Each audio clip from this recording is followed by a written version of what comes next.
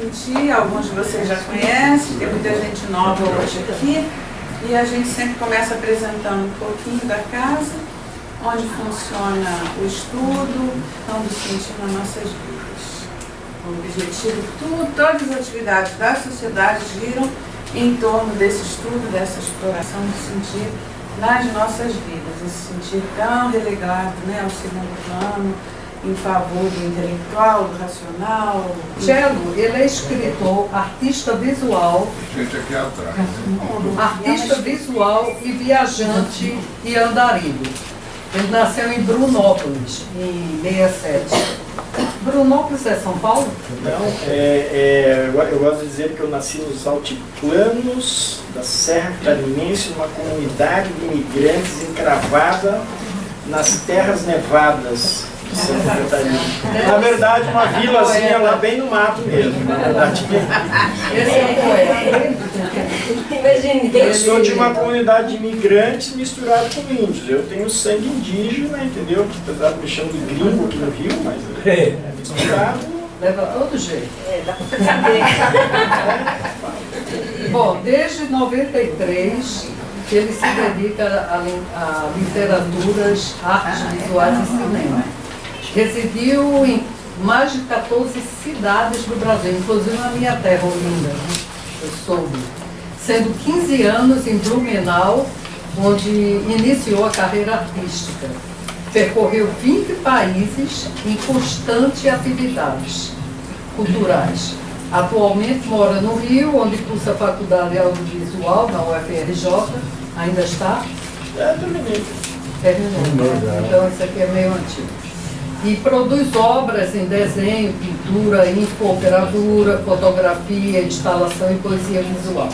Publica textos regularmente em jornais, revistas, sites e, eventualmente, ministra palestras, oficinas literárias e cursos de desenho. Na literatura, publicou 7 livros de poesia e vários cordéis. Também faz cordéis. Nas artes visuais, ele realizou dezenas de mostras individuais, participou de mais de 100 exposições. Mais de 150 já. 150 já. Estamos atualizados fora do aqui. Brasil, né? Inclusive está aí. Bom, e colabora regularmente com publicações de artigos, contos, poemas e crônicas em diversas mídias, digitais e impressas.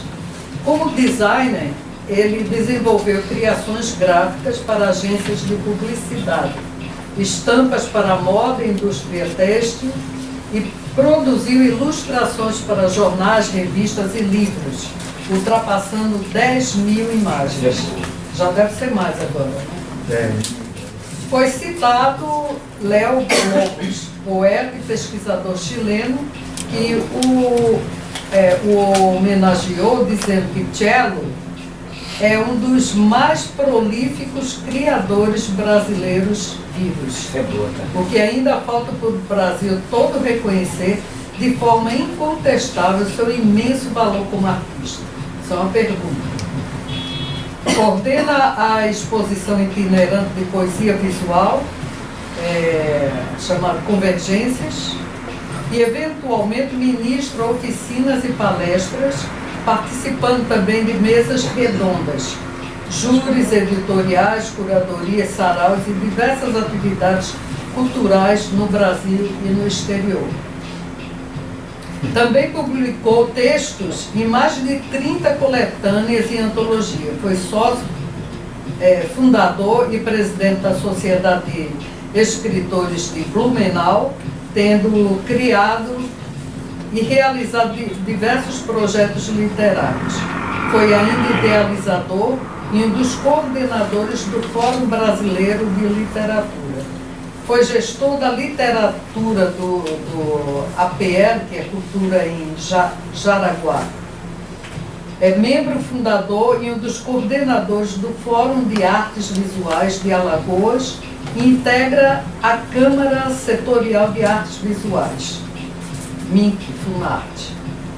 Bom, isso é só um resumo, né, do que o Cello fez até hoje. E agora ele vai falar dele, do trabalho dele. E quando ele terminar, vocês podem fazer as perguntas que vocês quiserem, que eu acho que ele vai ter muito prazer em responder. E se der, a gente vai ler uns poeminhas seus. Poeminhas porque são pequenos, né? Mas cada um deles tem uma profundidade que eu fico pasmo.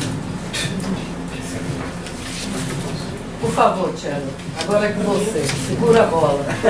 Boa tarde, pessoal. Senhoras e senhores, com vocês, Cela de Barros. E esquecendo também, não, foi premiado recentemente, com licença, né, fiquei muito feliz quando você me anunciou isso, né, com uma satisfação. O troféu pólen do Marcelo Mourão lá, você viu? Também, não, mas lá, é isso, também, e lá de fora também. A International, é muito comprido lá o nome. International Literature and Arts, alguma coisa ligada lá à Unesco, né? Aquelas medalhas desse tamanho. Eita, viu a humildade do cara? Não, mas eu ouvi na Marisa falar isso tudo aqui. Esse cara me apresenta. Pegaram coisas das antigas lá. Mas ali menciona muito, nem sei se vocês acharam isso, mas ali menciona o Fórum Brasileiro de Literatura, um projeto que eu criei, né, quando eu ainda estava em Santa Catarina, que era a ideia de reunir pessoas para discutir literatura, né, discutir literatura contemporânea.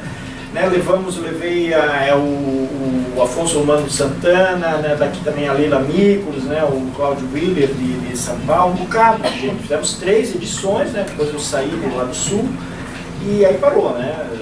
Mas assim, eu já tinha desde muito cedo essa preocupação com o estudo, né, da literatura, né, com o debate, né, com o conhecimento, né, o quanto o conhecimento é essencial, né, para a qualidade de uma escrita, né? E até é legal lembrar disso, porque nós temos aqui algumas pessoas que são autores, são poetas, mas são também do meio acadêmico, né? Tem aqui o Marcelo Mourão, aí, que está no seu mestrado na UERJ, né? Cadê a Alexandra, gente? Cadê a Alexandra? Doutora, gente. Né? A professora doutora Renata Barcelos aqui também presente, né? Então, que legal, pessoas que são do meio literário, mas que também têm esse pé na academia, né? Que é uma coisa que eu valorizo muito. E digo isso porque a Marisa, a gente divide uma grande paixão que é o Nordeste e Olinda, né? E assim, Olinda eu tive um contato muito grande com cordelistas. Eu sou apaixonadíssimo por literatura de cordel, né? E sabe, para você fazer um cordel, mesmo aquelas pessoas muito simples, eu conheci cordelistas analfabetos e ainda assim eles faziam os cordéis. Alguém anotava ali, entendeu? Cordéis geniais. E essas pessoas, elas não eram letradas. Eu conheci alguns que eram analfabetos, mas que tinham um profundo conhecimento da técnica, da arte, da escrita, da elaboração dos versos. E essas pessoas não acordam de, você é cordelista. Não, tem todo um aprendizado de anos, às vezes, com os cordelistas mais experientes, com aqueles encontros que eles organizavam e ainda organizam, cordelistas e repentistas, são duas coisas diferentes, né? Essa importância do estudo, né, desse pé na academia, né?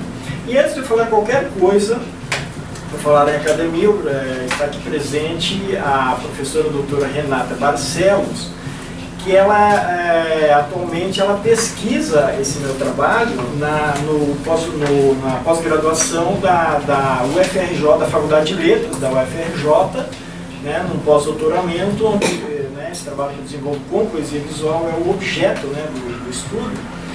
E aí, Renata, você quer comentar um pouquinho desse teu trabalho? Eu espero que você tenha achado coisa boa do meu trabalho. De repente vai dizer que não gostou, né? Eu fiquei inspirado, né? Eu fiquei inspirado. Aí agora eu me coloquei lá.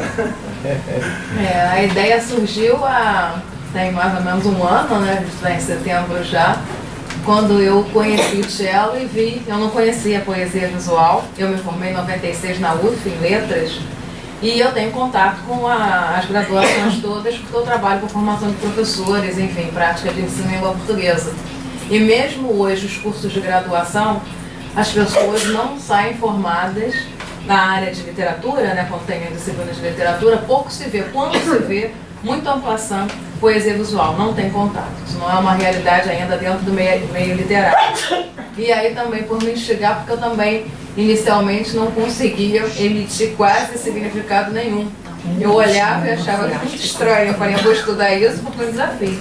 E aí aos poucos eu fui, né, conversando muito, fui lendo sobre, né, a parte teórica e fui começando a entender um pouco, né? Aí já publiquei alguns artigos, enfim, uns só online, os outros impressos.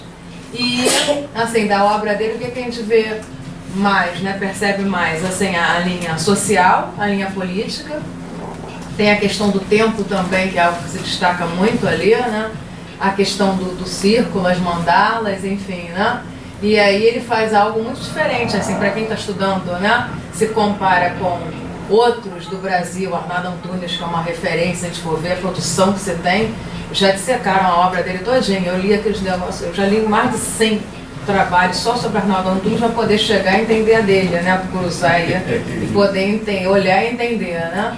E até de fora. Ano passado eu fui a um evento Salamanca, também levando, né, o trabalho dele.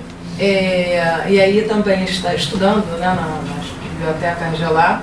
Não vejo produção. Eu sempre falo para ele que ele é um diferencial no Brasil e no mundo. E a ideia é que a gente entre com o cello dentro das academias, né? Agora tem oportunidade no Fórum de Literatura, a gente vai ver se eu e o Mourão, né? Vamos falar um pouquinho do cello lá, literatura, poesia visual, o cello especificamente. O cello foi convidado pelo meu orientador, sendo o autor do ano entrevistado. Eu fiz uma entrevista também, foi publicada agora também através do meu orientador, numa publicação importante, agora eu não me recordo o nome. Você se recorda, Thiago? Não me lembro, não. É a revista do Fórum de Literatura Foi da UFRJ. É mesmo? Da literatura? Então tá. Aí já está disponível online também. E aí a ideia é fazer um ensaio, eu estou terminando um ensaio, para tirar o título de pós-doutoramento. E dentro das escolas, né, ele já tem, enfim, a nova escola, mas eu tenho feito um trabalho numa escola diferenciada, que eu trabalho na UEI, que é o Núcleo Avançado de Educação. E agora, dia 1º, parece, a Karina foi hoje à escola e veio falar, dia 1º de outubro parece que vai ter o e-book. E aí a prática, né, eu faço uma retextualização dos poemas do Cello de Barros. O que é retextualização? Tanto na escola como na Unicarioca, que eu sou da Unicarioca, eu levo uma coletânea dos poemas dele, e os alunos fazem em modalidade ou da poesia tradicional, né, naquele viés mais tradicional. Uns ficam tão instigados, produzem também, né, a sua maneira poesia visual, posso tentar e tentam lá fazer. Ou então criam letras de música, criam outros textos. A retextualização, o que é? É a técnica de mudar o gênero textual, manter a temática, mas ir trocando o gênero textual. E aí, de todas as, como é que se diz? De todos os trabalhos de língua portuguesa, o nosso foi escolhido, eu que vou falar lá na UEI. Do mais inovador, diferenciado. Vai ser apresentado. E agora também no norte de Portugal eu levei a exposição dele. Foi também, a gente fez uma apresentação lá de uma sociedade que eu faço parte. Ano que vem até vai ter o evento aqui no Rio de Janeiro, em julho. E aí também foi uma exposição só dele lá, ficou para as escolas do norte de Portugal assistirem, enfim. Fizemos um trabalho também integrado lá em Portugal, a partir do trabalho do Thiago. Está indo, aos poucos a gente está levando para a academia, né? E aonde eu vou levando. E aos pouquinhos os professores estão conhecendo o trabalho. E o mais interessante é que, com os alunos especiais, que agora é uma realidade nas escolas, né? O trabalho ainda, vamos dizer, a gente falando daqui da questão do sentir, né? Toca mais os alunos especiais, assim, toca todo mundo. Mas o especial de todos os textos que se leva, quando eu levei a poesia visual, foi algo assim incrível, não dá nem para descrever. E nas diferentes, vamos dizer assim, especificidades dos especiais, né? Seja o autista, seja, sei lá, deficiente visual, isso tocou mais a questão. Eles ficaram altamente assim, motivados a produzir o trabalho, enfim, né? Isso é bem interessante. Eu não sou especialista, não tenho estudo nenhum na área especial, mas isso eu observei muito quando eu levo para a sala de aula. É interessante. Interessante. Qual o nome da senhora que eu quero anotar aqui? Renata Barcelos. Agora o Tiago Obrigado. pode responder o Obrigado, Renata. Não. Obrigado. Posso só Você fazer uma esteja perguntinha muito- para ela? Como a gente pode ter acesso a esses trabalhos seus? Só a digitar assim, Poesia do Slot, Renata Barcelos vai cair tudo. Já foi feito. Agora tá E as coisas que Google, não é. estão, e as Google, coisas né? que não estão online? É com ele só. E as coisas impressas? É, na impressa eu acho que da Estácio eu acho que também tem online também. Tem. Saiu uma publicação da Estácio e o resto está online. Deixa eu só posso complementar o que ela falou? Eu acho interessante a gente levar para a universidade o quadro atual da poesia contemporânea, né? Porque tem poetas de muito valor, não só Cello, que para mim também é um grande expoente da poesia visual ou discursiva, ou as várias formas de expressão poética. Mas há poetas que eu vejo aí que são grandiosos e que merecem estudos também. Então, o interessante é quebrar o bloqueio quanto a poesia contemporânea, porque na universidade a gente ouve muitos poetas, geralmente poetas professores universitários, a gente vê muita poesia paulista adentrar na universidade, a poesia carioca contemporânea, eu acredito que, não sei porquê, mas tem um certo resistência ou cai nos nomes sempre dos mesmos, o Antônio Sequim, o Chacal, e a gente não vê um Dalberto lá, que seria interessante colocar o trabalho do Dalberto, Obrigado. né? Botar o trabalho de Renata, que também tem um trabalho, o trabalho de Eliana Calixto, o trabalho de nós todos dentro da universidade, promovendo debates, festivais dentro da universidade. Essa é uma luta que a gente tem travado, não só na poesia visual, que é alvo, né? Quer dizer, se a gente tem uma segregação quanto à poesia contemporânea discursiva, imagina a visual. Mas você Então, acha o importante é ter um núcleo de pensamento dentro da universidade sobre a poesia, um olhar sobre a poesia contemporânea. Você acha que essa porta fechada é por parte daqui ou é uma coisa que vem com influência de lá, de outros estados, como São Paulo, por exemplo? Ou você acha que é aqui que é fechado? Eu acho que é a comunicação e as pontes. A gente está precisando de mais pontes cariocas, mais estudiosos cariocas dentro da universidade, mas que também sejam, por exemplo, a Alexandra ser poeta e ao mesmo tempo doutora é muito importante também. Ela leva para dentro da universidade. Ela fez estudos sobre o meu livro também. Então, aí vão ouvindo os nossos nomes lá, e vão conhecendo o nosso trabalhar, e vão vendo que a poesia contemporânea está aí e está produzindo. Né? Não vamos esperar 20 anos para descobrir você, o teu trabalho. A academia é assim mesmo. Entende? A gente está tentando acelerar um certo processo. Vou esperar morrer, né, Marcelo? Só uma outra geração que vai falar O meu trabalho específico hoje é a poesia carioca dos anos 80. E a poesia carioca dos anos 80 não é quase conhecida. Talvez você fica, meu Deus, se não conhece dos 80, imagina vai ser Não conhece? 2010. seu trabalho foi publicado. Então, Tiago Barros. Então, só antes de mais nada, gente, este vídeo aqui ele é uma compilação de 120 poemas visuais que começam com aquela data ali onde a Marisa me apresenta, 1993, que é quando eu fiz o primeiro poema visual. Né? Eu começo ali com a poesia visual e começo a minha carreira também. Eu sou um artista que comecei tardiamente, comecei com 25 anos de idade. Claro que a arte já... não era certo. A arte já está dentro, né? Mas assim, eu trabalhava com moda, com publicidade, com desenho, com coisas assim comerciais, mais ou menos como o Décio aí. Você tem que sobreviver, você tem que pagar contas, né? Mas eu, na verdade, eu queria antes responder um pouquinho ao Marcelo, antes de começar a falar um pouco do que eu vou falar. Por favor. Assim, existe realmente esses contornos muito elásticos das teorias em torno de um tema maior, inclusive, do que essa diferença entre poesia visual e poesia concreta, ou concretismo. E nenhum desses manifestos fala, mas o termo é a experimental poetry, né? A poesia experimental, ou uma abreviação muito utilizada, POEX. Po.x. Mundialmente utilizado, né? A poesia experimental ela abrange todas as formas experimentais de poesia que fogem do verso clássico, que fogem do poema das formas fixas de poesia conhecidas, né, as mais conhecidas, né, sendo a mais conhecida de todos no mundo, o soneto, né? 2 quartetos e 2 Então, a POEX, a poesia experimental, ela já vem desde antes dessas formulações, porque essas experimentações visuais com letras, com palavras, com versos, né, isso é muito antigo, gente. Isso vem de antes de Cristo, vem da Grécia Antiga. 3.000 anos, um camaradinho lá na Grécia chamado Símias fez um poema que falava de um ovo. E ele distribuiu as palavras formando um ovo, entendeu? Então isso não é exatamente novo. E ao longo da história, em vários continentes, foram surgindo experimentações, né? Mas, cronologicamente, e em termos de categorias, né, de estilos literários, é o que o Dalberto aqui trouxe esse resumo pra gente.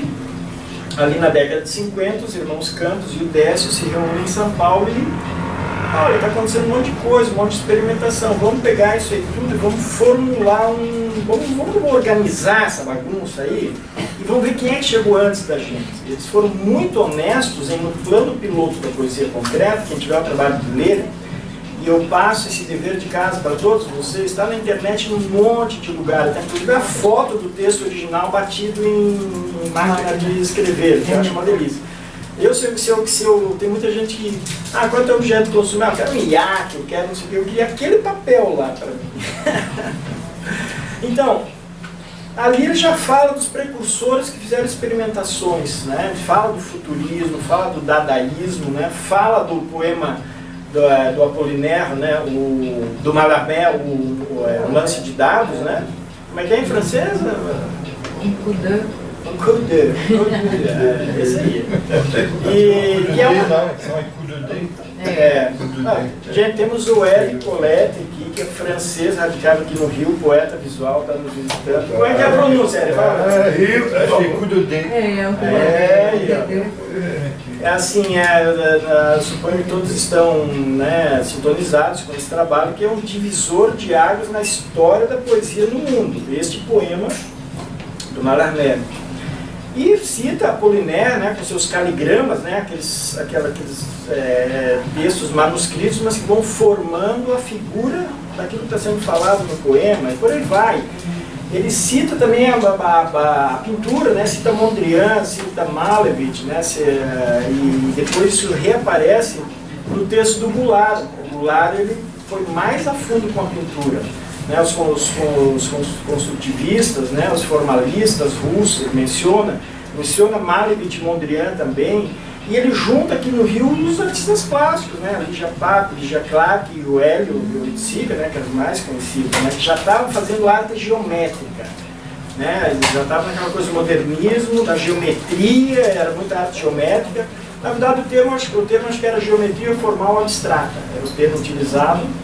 E ele se junta com esses poetas aqui do Rio e promove essa ruptura com os paulistas, porque o Goulart inicialmente participou lá com eles. Não foi citado aqui um dos mais importantes de todos, que é que, né, houve agora recentemente a passagem dele, que é o Vladimir Dias Pino, né, gente? O Vladimir, ele promove depois, é importante citá-lo, ele promove depois uma ruptura dentro da ruptura, criando uma coisa nova. Um filhote que nasceu do outro filhote, como aquelas matrioscas, né, que vai nascendo uma de dentro da outra, assim. E surgiu o poema Processo, que foi criado aqui no Brasil, aqui no Rio de Janeiro, pelo Vladimir Dias Pino e também estudado no mundo todo, né, que é um poema que convoca o leitor a ajudar a construir o sentido, né. Ele coloca lá os termos, as palavras, ele coloca uma determinada disposição, às vezes imagens também, mas o leitor recebe uma chave para interpretar aquilo do jeito que quiser. Ou seja, você participa, enquanto leitor, do processo de construção de sentido daqueles elementos comunicacionais que estão dados na página, no caso palavras, símbolos, né, sinais, desenhos. Né? Então você tem ali o concretismo, né? Você tem a poesia visual e tem o poema Processo, que nasce aqui no Brasil, aqui no Rio de Janeiro. Mas o Vladimir Dias Pino, ele foi um autor da primeira hora. Né? Essa primeira exposição que teve em São Paulo, ele participou, né? E depois ele se torna esse ícone do design, né? O grande criador de logomarcas institucionais e o cara que cria o poema Processo, né? Então ele não foi citado aqui, mas eu queria entrar só um pouquinho, Marcelo, no que você falou. Comecei falando da poesia experimental, que é esse guarda-chuva mais amplo, que engloba aí concretismo, poesia visual, poema processo, poema objeto, que é citado já no plano piloto. Todas as formas experimentais de poesia estão dentro desse arco maior, que é a poesia experimental. E é um termo, isso que é curioso, é um termo que surge entre os próprios poetas, no Brasil e fora do Brasil, é adotado, né, pelos poetas. Ele não surge na academia, não surge com pesquisadores, não surge com teóricos que se debruçam, vamos formular isso aqui. Não. Os irmãos Campos tiveram esse trabalho monumental. O texto, gente, para quem tiver o trabalho dele, o plano piloto, é curtinho, acho que não precisa de 2 páginas, é uma coisa curta. Mas cada palavra ali é milimetricamente colocada e os autores que ele cita, que chegaram antes, que dão a base para isso, é um negócio primoroso. Primoroso. Aí depois tem o manifesto neoconcreto do Goulart. O Goulart, na verdade, foi o redator, né? Redator e relator, que ele falava pra caramba também. E os outros eram pintores, né? Tinha alguns poetas também, mas ele era o líder aqui no Rio, né? Então ele escreveu o manifesto de poesia concreta. E ele fala também, ambos falam do Pound, citado aqui, que é o criador desse conceito de verbo e voco visual, que é um cara que lá nos Estados Unidos, mas ele também ficava um pouco na Europa, ele pesquisava muito essa arte essa poesia experimental, as possibilidades experimentais. Ele pesquisava os ideogramas, gente, chineses. Ele falou, acho que falava uns 10 idiomas mais ou menos, então ele pesquisava a Grécia Antiga, pesquisava, ele era apaixonado por, não só por alfabetos, né, mas pelas grafias também. E ele encontrou essa possibilidade, ele foi o primeiro a cunhar esse termo verbo e voco visual, que é essencial para tudo isso aqui que a gente está estudando, a partir da obra do cara que foi uma espécie de padrinho intelectual, que é o maior estilista da linguagem do século XX na prosa, que é o James Joyce, né? Que era um cara que era chegado a criar palavras novas e juntar pedaços de palavras, inventar sufixos e criar prefixos, né, um esquema chamado de palavras valise ou palavras cabide, né, que é uma coisa um pouco ali da Grã-Bretanha, sempre foi. Né, o dicionário Webster, ele tem mais ou menos 2.000 palavras criadas pelo Shakespeare. O Shakespeare foi um grande criador de palavras, quase ninguém fala isso, mas ele criava as palavras. Né? De alguma coisa, mas que pode ser dito de outro jeito. Botava naquelas peças de teatro dele. Tem gente que até hoje tem dificuldade de traduzir, né, os 153 sonetos que ele escreveu. Né? E depois você tem ali que eu acho fantástico, eu fiz uma tradução já, que é o Lewis Carroll, né, mais conhecido pelo Alice, né, os dois livros da Alice. E ele tem aquele poema que o Haroldo de Campos fez uma tradução, que aqui no Brasil se chama Jaguadarte, acho que é o Jabberwocky, que é genial, cara. É todo com palavras inventadas, né? É de um monstro, né, que é o Jaguadarte, e que fala assim: estavam missicais as pintalouvas e os mome-ratos davam brilhos, umas coisas assim que você não sabe o que. Mas você vai lendo, aí você vai se acostumando com essa invenção, daqui a pouco você entra na história, entendeu? E você vai junto com esses palavreados. E o Haroldo, em vez de fazer uma tradução convencional, não, fazer uma transcriação. Ele criou o termo transcriação. Tradutores sempre são acusados, né? Tradutor é quem está ali? Tradutor e traidore, né? Tradutor, traidor. O Haroldo dizia, não, é o contrário. O tradutor ele tem que ser um criador também. Ele tem que ser um co-criador. Né? O Goulart também apostava um pouco nesse caminho aí. Então, o Lewis Carroll foi um grande criador de palavras também, de termos.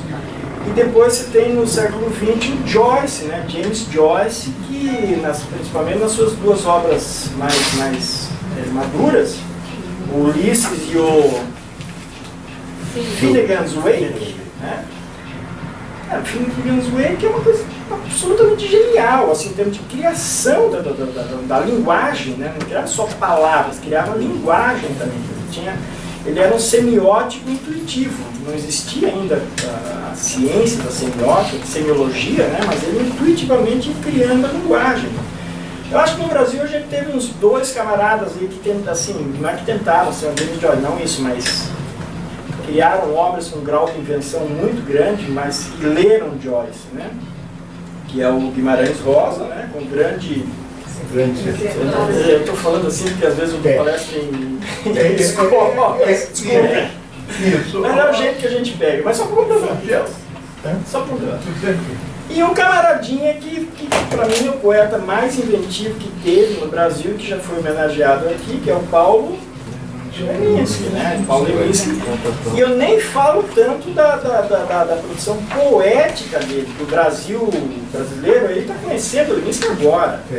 Conhecendo o Leminski agora. Vocês que são poetas, pessoas aqui iniciadas, sabem muito bem quem é Paulo Leminski. Mas mesmo o pessoal da poesia, poucos leram esse extraordinário trabalho de prosa experimental publicado aqui no Brasil, que tem esse link com James Joyce, que é o livro O Catatal. Catatal, para mim, é a obra de arte mais incrível que já se escreveu no Brasil, em termos de prosa, né? Prosa experimental. Né? Ele tentou ser um pouco esse Joyce brasileiro. Né? E o Leminski, como eu até comentei ali muito ano passado, foi um afiliado dos Campos. Ele convivia com eles, entendeu? Tinha um congresso, uma coisa na USP lá, e o Leminski de Curitiba, ele participava lá e ficava por dentro das novidades, né? Mas ainda nesse momento aqui, um pouco didático, é importante Nós vamos dizer... entrar numa pergunta sobre você, tudo bem? Então você deixa rolar aí isso. Fecha aí, vamos agora sobre você. Mas eu acho que tem 2 coisas que é importante dizer sobre a poesia concreta e sobre o movimento concretista. Né? Ali no texto, que você leu muito bem, mas eles buscavam 2 autonomias no poema concreto mesmo, né? 2. A primeira delas era, como foi falado, a anulação do ego, sabe? O escritor não fala de si, né? Ou do que acontece com ele, do que ele está sentindo, né? Estamos aqui na ciência do sentir.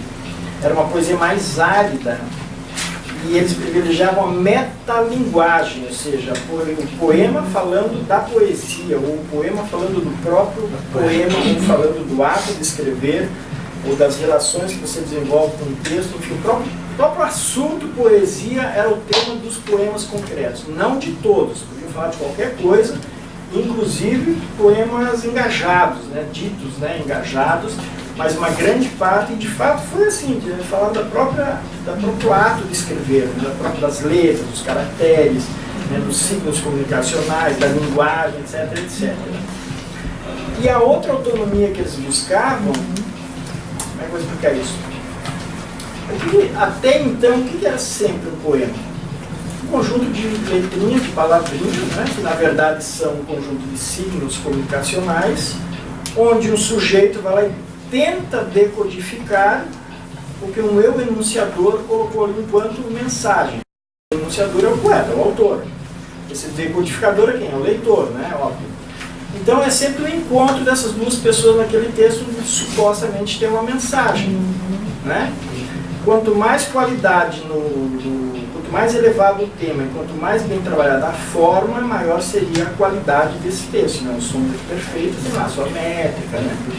E a abordagem original do poeta daria a qualidade do soneto, né? Os concretistas reivindicavam outra coisa, que esse local de encontro de autor-leitor, a página, né, não tinha computador, veio depois, o próprio poema, o texto, as imagens, as palavras seriam a obra de arte. A disposição espacial na página, a organização, a diagramação, isso ali já seria obra de arte. Então, e outra, isso surgiu num momento de pós-guerra, gente, onde a palavra, a mensagem estava esgotada. Os poetas todos eles estavam esgotados de denunciar, de vociferar contra o fascismo, contra tudo isso, e todo mundo perdeu. A Segunda Grande Guerra aconteceu, dizimou e milhões morreram. Então os poetas falaram assim, bom, tudo que a gente fala não tem força, não tem mais. Então, esse movimento de trabalhar a imagem no texto, ele não surge só no Brasil. Os Campos e o Décio, eles detectaram que estava rolando já na Europa, principalmente na Europa, porque lá o impacto foi maior, e viram que tinha artistas se mobilizando, artistas visuais e escritores, fazendo coisas experimentais e esvaziando esses poemas de sentido. Assim, não adianta mais a gente dizer as grandes verdades da vida, sabe? Isso não está impedindo guerra, não está impedindo a fome, não está impedindo um monte de coisa. Então vamos trabalhar a questão estética do texto, vamos trabalhar mais a visualidade, vamos fazer que o texto sejam obras de arte, né? Então o concretismo surge um pouco. Posso fazer uma pergunta? Pode ser ignorante, mas eu não me atrevo. Porque eu me lembrei justamente do alfabeto chinês, japonês, que na verdade são desenhos da fala, do som. Né? Quer dizer, não seria assim um antecessor ou algo assim, um primórdio dessa poesia? Não só seria como foi, né? Eu mencionei muito rapidamente que o Ezra Pound, né, o Pound, ele pesquisou profundamente o alfabeto kanji, né? Sim. Se escreve kanji com K, né? Aquela grafia dos ideogramas que a gente conhece. É o japonês, né? É o chinês, na verdade. O japonês tem pequenas modificações. E eu acho que o nome também muda um pouquinho, mas que vem do chinês, né? Porque é a China que colonizou as duas ilhas que são o Japão. Inclusive o Haikai vem de lá. Todo mundo acha que o Haikai é japonês.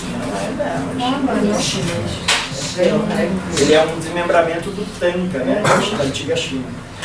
E o Pound, ele pesquisou, ele aprendeu chinês e ele ficou maravilhado com a Uma vez eu perguntei a um rapaz, não lembro se era chinês, japonês, não sei. Eu caí na asneira, na minha ignorância, era garota, quantas letras tinha o alfabeto? 50 mil. Eu disse infinito. Não, é finito, não, é finito. É finito.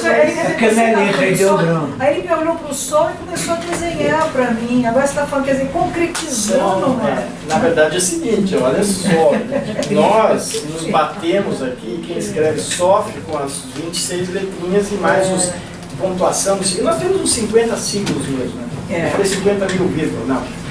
Nós trabalhamos com cerca de 50 símbolos, nós ocidentais, né, brasileiros aqui. Na verdade, o alfabeto kanji, ele trabalha como se você for realmente botar todas as combinações, lá ele chega a 10 mil, em torno de 10 mil caracteres. Significados. Signos de comunicação. Inclusive, esse signo você trabalha ele, e no caso, a gente confunde o alfabeto, a grafia, com o idioma, que é outra coisa. O idioma, o original deles é o mandarim. O idioma é uma coisa, é que nem nós aqui. A gente usa o nosso alfabeto, mas eu posso escrever em inglês, em espanhol. Eles também, você pode, com aqueles caracteres lá, com o alfabeto, que eles escrevem em português. Aliás, escreve-se em português lá em Goa. Goa, em Macau. Macau.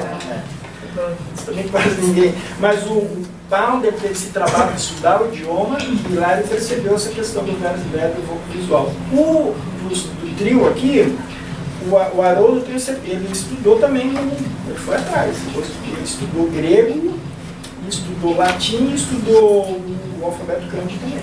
Porque é concreto, né? No direto, né? Não passa nem pelo... Então, dito isto, né, que essa busca dessas duas autonomias na poesia concreta, só que por que eles escandalizaram tanto? Né? Hoje, com o nosso distanciamento temporal, a gente vê mais uma coisa interessante, né, que surgiu na processo natural das coisas, né? É muito interessante isso tudo, mas é uma coisa a mais, sabe? Mas eles tiveram uma audácia muito grande de já no próprio texto e nas entrevistas que eles davam, o Adalberto leu ali. A proposta deles era abolir essa palavra que criou todas as diatribes, né, com a turma mais conservadora, de abolir o que vinha antes, abolir o texto convencional. Nós hoje, né, passado o tempo, não, você quer fazer haikai, você faz haikai, quer fazer poesia visual, como ele faz poesia visual, fazendo soneto de versos brancos ou de versos livres, como alguns da Alexandra, você faz, sabe? Mas eles chegaram e disseram, parou tudo aí, agora é isso aqui, agora a poesia concreta. Quem não fizer isso aqui não está valendo. É como se eles tivessem dito isso. Rapaz, a turma foi para cima deles. Agora, uma coisa que também quase não se fala, mas talvez seja interessante para nós aqui compreendermos, aí vem, né, o Goulart, a turma aqui do Rio, cria uma ruptura, depois essas outras possibilidades de experimentação.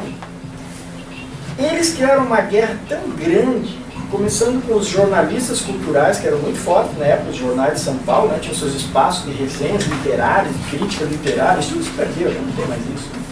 E tinha também a tropa de choque da USP, né, que lá tinha professores importantes, entendeu? Começou uma guerra assim, de teoria, de crítica em cima deles, assim, críticas assim, ferozes. Assim. E aqui no Rio também. E os autores daqui começaram a brigar com os autores de lá, né? O Goulart e contra a turma lá, né? E essa guerra foi até o fim da vida, gente. Eu conheci o Goulart, agora em 2014, saiu a última entrevista dele na revista Bravo. Quem leu vai lembrar que do Goulart. A Ferreira Goulart. A capa da Bravo estava assim. Isso foi uma exigência, reza a lenda, com os repórteres lá. Não, vocês têm que botar, eu aceito dar entrevista, mas vocês vão ter que botar como foi que Ferreira Goulart venceu a briga com os irmãos Campos.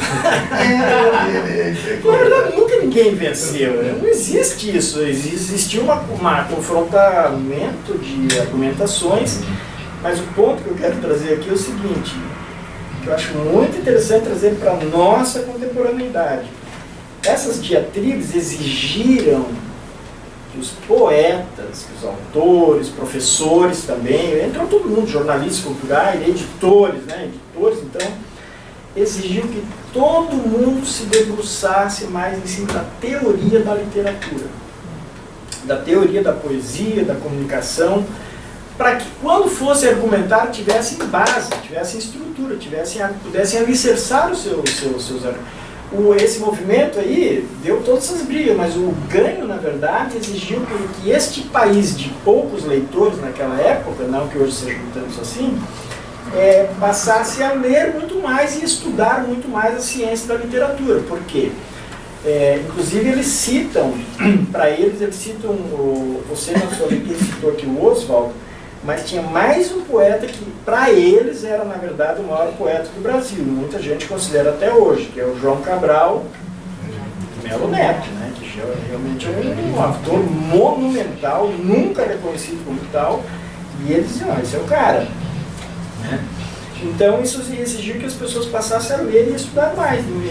Porque o que acontece, nesse período da geração 45, foi o último movimento forte antes do... Pô, estou passando meio professoral, posso? Vou concluir. Mas é legal para a gente entender. A geração de 45 foi uma contra-revolução, vou emprestar uma palavra do Dalberto, contra a semana de 22, né? Foi um retorno às origens, a poesia um pouco mais clássica, né? O eu lírico, isso tudo, né? E dessa turma aí tinha dois caras que fizeram meio de campo, que era o Oswald e o João Cabral. O que acontece com a geração de 45 ficou mais ou menos estabelecido assim. Bom, ali começou a decretar a morte do soneto, por exemplo, né? E aí já tinha surgido com a semana 22 o verso livre, o verso branco, que é o verso com métrica, mas sem rima, né? E aí o verso livre. Só que isso causou um grande problema, que permanece até hoje. Eu recebo as antologias da galera, eu vou no sarau, eu vejo. As pessoas passaram a entender que o verso livre valia então qualquer coisa. Vamos, se as pessoas dessas palavras aqui, esse é meu poema, publica aí, entendeu? Enquanto que o verso livre não era isso. Você tinha que manter, por exemplo, o ritmo. Né? Quando eu falo em unidade rítmica informacional, é isso. Né? Você tem que manter uma certa estrutura do poema. Né? Porque senão você realmente bota qualquer coisa no papel e você consegue enganar as pessoas. Na música você não consegue. Né? Eu, por exemplo, tenho uma invejinha branca da Thelma, né, que é musicista, além de poeta, né? Mas, por exemplo, imagina Tchelo de Barros acordou um dia com uma imensa vontade de ser pianista, músico. Aí eu organizo um concerto, vou lá e meto-lhe o dedão, vocês vão sair correndo, entendeu? né, alguém que não pinta, que não desenha, resolve acordar numa manhã assim de inverno, eu sei que está plástico, pintar os quadros, faz uma exposição. Joga umas tintas lá. E não é assim, toda obra de arte você tem que pelo menos conhecer o cânone e o seu trabalho ser uma contribuição àquele campo, né? Mas isso é verdade, não se estuda, né? Você estuda, mas como é que você vai tocar o seu piano, Thelma, se você não tiver estudado ali as notas, os compassos, o negócio todo, entendeu? E na poesia, não, o pessoal vive que eu vou dar para dar uma enganada, eu não vou ler. Eu vou estudar, é isso. Porque pegando lá o termo sensorial, que nosso amigo comentou no início, cara, você vê um quadro ali, se o quadro é ruim, uma pessoa analfabeta, né? Vai ver que é ruim, não engana ninguém. Na música mesmo, principalmente na música, sabe? Na música engana, aí aqui engana, aí te tocando aí pra Sucesso no rádio. Dependendo do público, Enganando mais não. Depende do público. Mas vocês entenderam o ponto, né? É, claro. Então... Posso fazer uma ponte? Uma Eu voz acho que cortante. só para falar, eu acho que só para da minha opinião, né, mas apenas uma opinião. Eu acho que quando você diz que engana, engana até o momento em que essa pessoa teve contato com o que é bom. Quando ela tem contato com o que é bom, ela se espanta. Ela não sabe que aquilo existe. Então eu acho que engana até o momento em que a pessoa não tem contato, não tem o conhecimento. E é impressionante que você coloca uma música instrumental numa escola, numa favela. A primeira vez que aquela criança escuta uma música instrumental, ela fica extasiada. Ela sabe que aquilo é bom, ela não sabe porquê, mas ela sabe que aquilo ali é incrível. Agora é lógico que precisa todo um caminho para levar esse momento, essa criança. Mas no momento em que essa criança eu tenho tido essas experiências lindas. Mas é a própria educação. A pessoa sensibilizada. A pessoa que tem a educação, ela Eu vou fazer uma pergunta. Só um momentinho, pessoal, atenção, só um momentinho. Eu vou completar um pouquinho, aí eles pediram para falar um pouquinho do meu trabalho, que vai ser breve, e em seguida a gente realmente abre para as contribuições, senão a gente perde esse fio aqui. Né? E aí, tentando agora completar a parte final da resposta à colocação do Marcelo, aí as pessoas perguntam, Tiago, mas qual é a diferença então entre a poesia concreta e a poesia visual? Né? Existe diferença? Sim, não sei, talvez quem sabe, de repente. Existe, né? Porque a poesia concreta sempre foi a utilização das letras e das palavras e a diagramação, né? A poesia espacializada na página, na parede, né? Então você diagrama de uma forma criativa, né? Você faz as repetições, às vezes, para dar um certo efeito, as paronomásias, né? Então a poesia concreta você não interfere na imagem da letra, sabe? Você pega uma letra R de uma fonte Arial, ela vai permanecer ali, só que você vai fazer aquele R ou as palavras, né, diagramadas de forma criativa. Na poesia visual não, você pode interferir na imagem, você pode esticar aquele R, você pode botar uma fotografia em cima, ou bota a letra, uma palavra em cima de uma composição, de uma gravura, de uma fotografia mesmo, você pode fazer poesia visual, mas desenhando as letras com a sua mão livre, entendeu? Você pode pegar uma letra que parece um animal e puxar um pouco mais para esse animal, sei lá, viajando. Né? Como todos esses trabalhos aqui, você interfere nas letras. O M, né? O M deve fazer um animal, né? Tem um poema do Décio, que ele fala da prostituição, e ele quer falar de uma prostituta, em vez de fazer um desenho de uma mulher, ele faz ou escrever a palavra prostituta, ele bota uma letra M maiúscula, e aí no contexto do que ele está falando, você vê que esse M faz essa forma aqui, né? Não é isso, um M? Mas imagine que isso aqui é uma mulher com as pernas abertas, ó, a vagina, né? O que é o meio do M. Os joelhos e a perna. Entenderam? Então tem uma inteligência por trás dessas construções, tá? Agora sim, como... Estamos vendo. Eu acho que o leitor.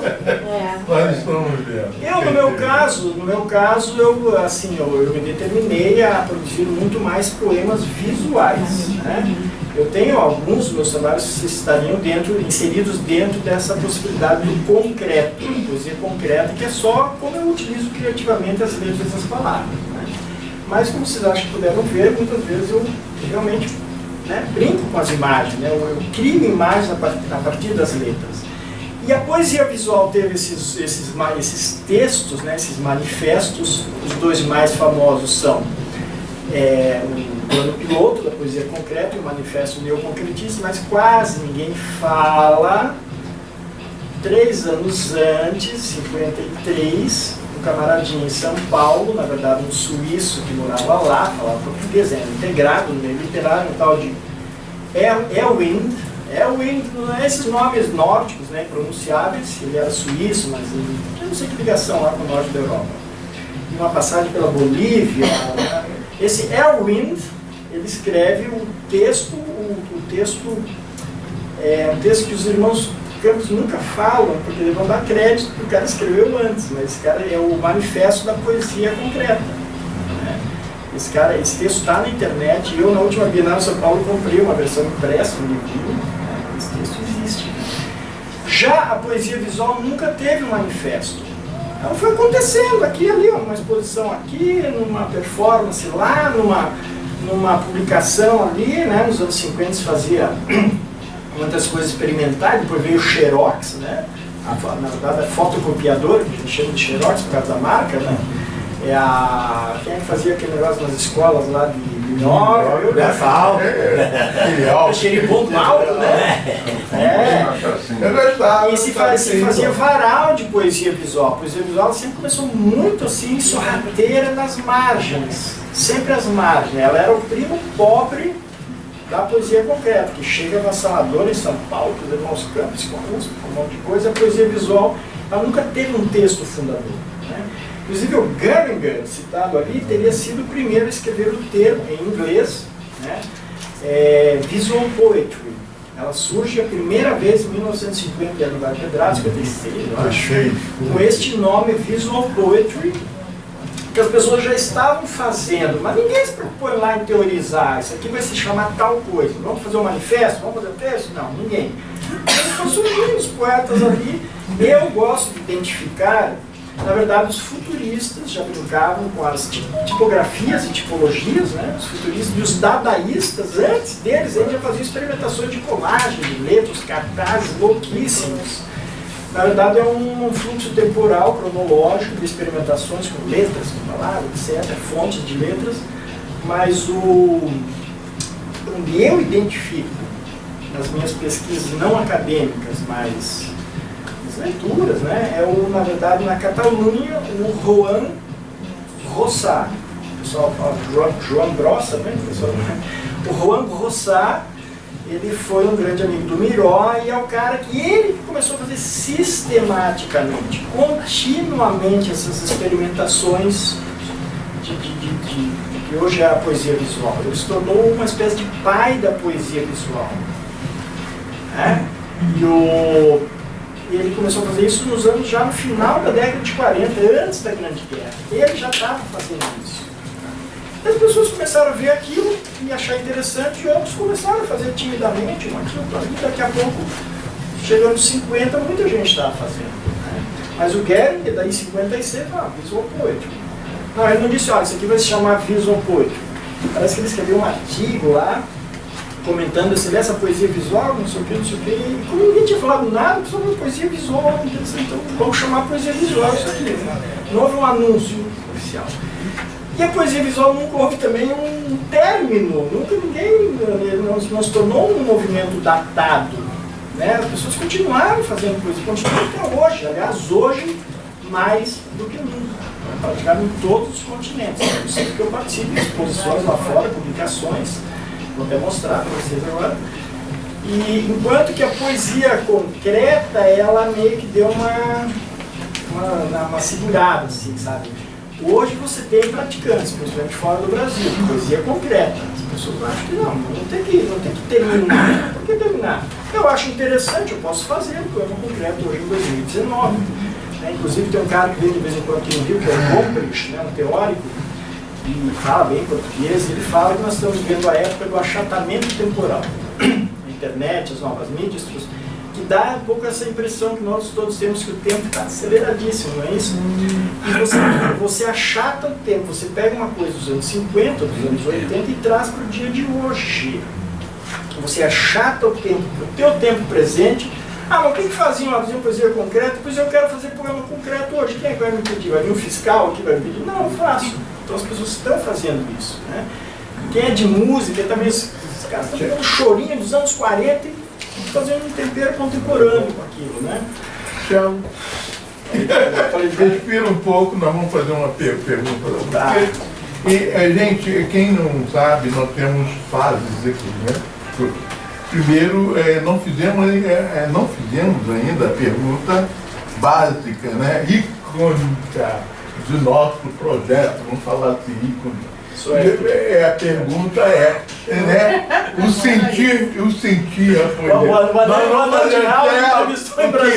Tem que ter essa pergunta. Olha, gente, está sendo gravado, tá? Tudo isso estará, a nossa diretora estará dispondo a vocês tudo isso na internet, tá?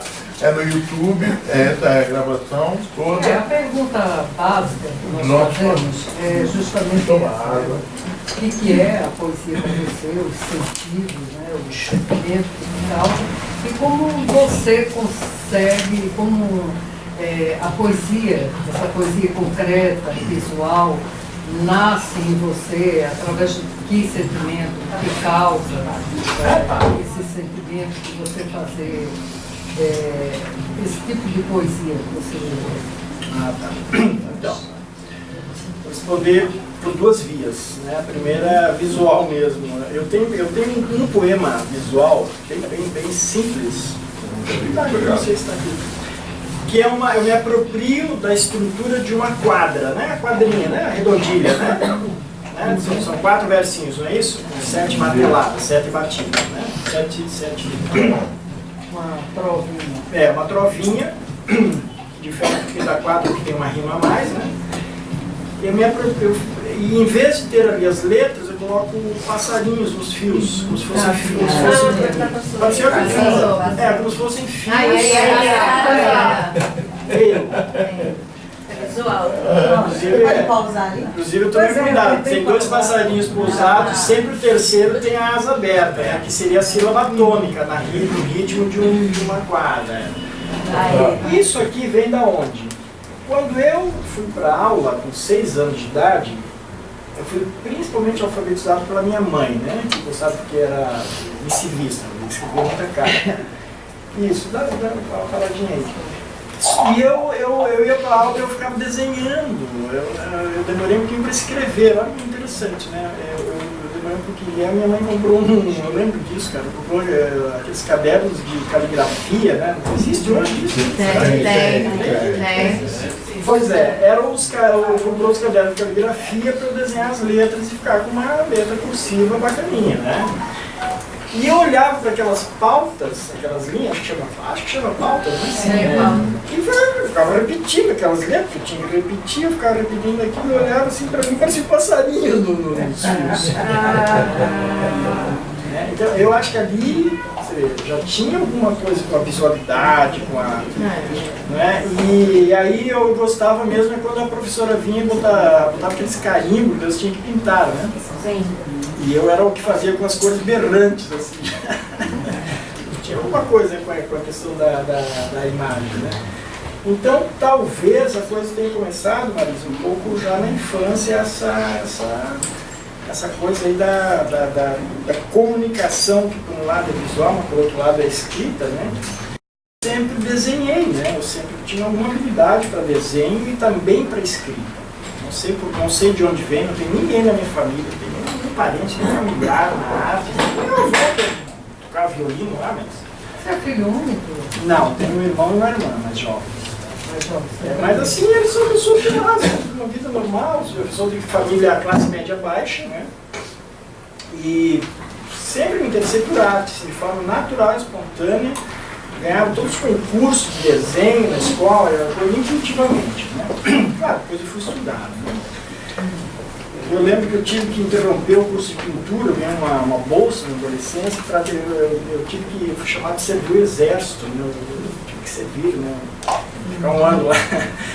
Aí já me daí os oficiais, tem um soldado aí que o cara desenha, né? Porque ia lá desenhando e escreve também, e eu era o que levava, tocava livros, também, eu gostei do rato de biblioteca, e os outros levavam uns gibis do Recruta Zero e revistinhas daquela, Carlos Zé. Carlos Zé. Eu era que levava livros e trocava. Não, eu não gostava. E ali eu tinha. Aí me botaram no departamento de comunicação e eu desenhava os manuais de instrução lá e escrevia também, eu tinha que escrever. E também ali eu comecei. Aí eu tinha acesso ao Xerox, eu tinha que fazer Xerox, eu tinha que fazer lá. E eu comecei a fazer colagens com desenhos, com fotografia, eu contava coisas de revista, desenhava outros, escrevia intuitivamente, entendeu? Então ali eu percebi que tinha já alguma coisa embrionária ali, né?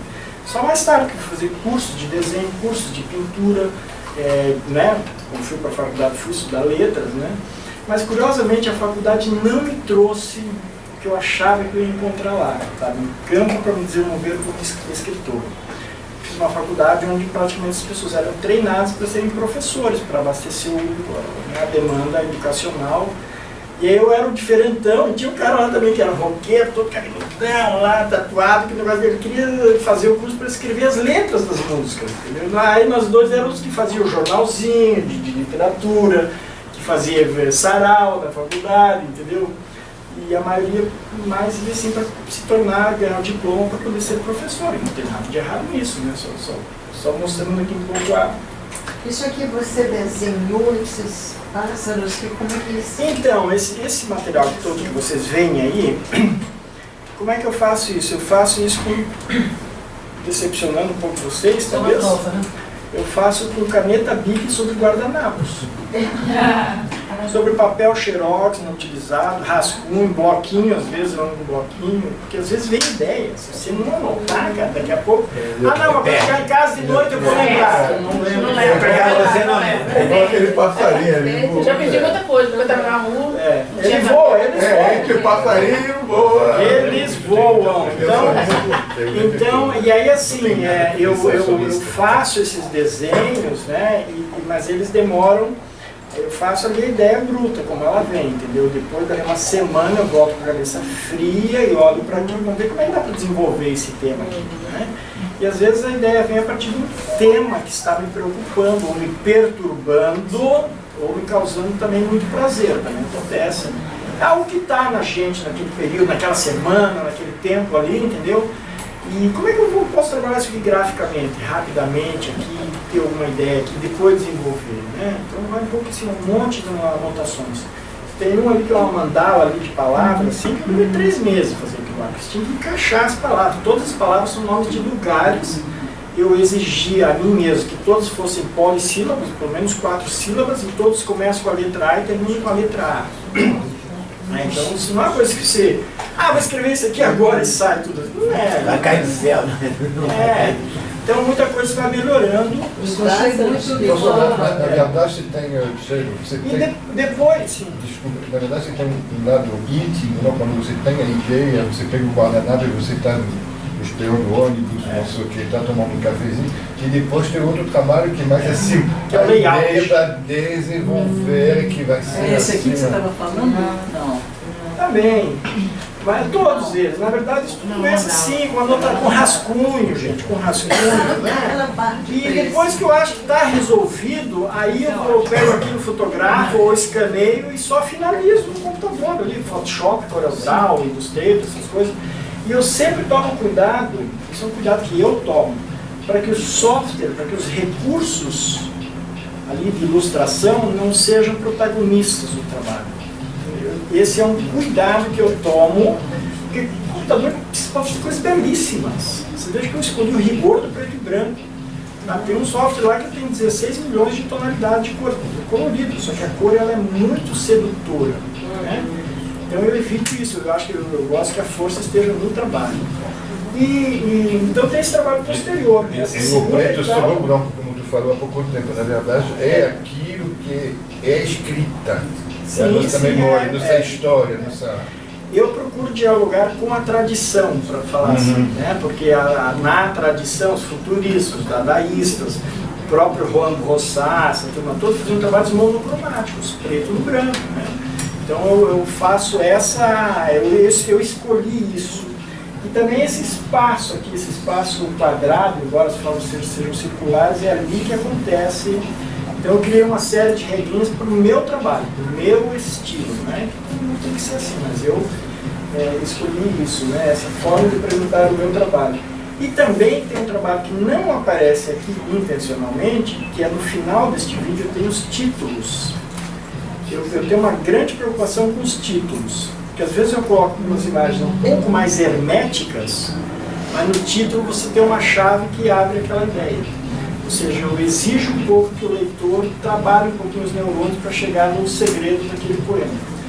Vocês aqui que estão vendo aqui, alguns vocês estão entendendo a mensagem muito mais fácil, e alguns o que está querendo dizer com aquilo, mas tem um sentido. Todos eles, eu não estou compreendendo no primeiro momento aqui, mas todos eles têm uma chave lexical para falar. Todos eles têm ali um elemento que você vai encontrar o que me permite chegar na segunda parte da sua pergunta, que talvez eu possa falar um pouquinho do sentimento, que é como é que eu sinto, né? Como é que isso funciona para mim enquanto autor, enquanto criador. Além do verbo evoco visual ali que a gente falou, né? Tem um outro conceito em poesia que, pelo menos para mim, foi e é muito libertador. E eu acho interessante assim, que todo poeta, no mínimo, conheça isso, né? Que é pensar o poema, e agora vou usar um termo teórico, como fenômeno poético. Para mim, sempre antes está esse fenômeno poético, que tem a ver com sentimentos. Né? O fenômeno poético é quando uma criação, que pode ser musical, pode ser teatral, cinematográfica, etc., inclusive um poema, ele provoca um sentir no espectador. Esse sentir, ele tem, eu já vi uns 3 conceitos, né?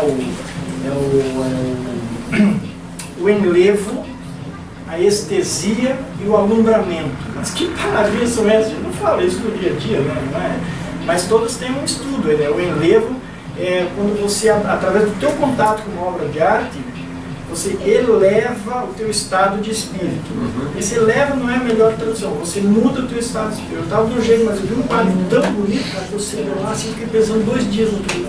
Alguma coisa aconteceu em você no contato com aquele... Uma provocação. Uma provocação que mudou o teu sentimento, teu estado de sentimento. Né? Tem a estesia. Existem estudos de que acontece fisicamente, sensorialmente, sabe?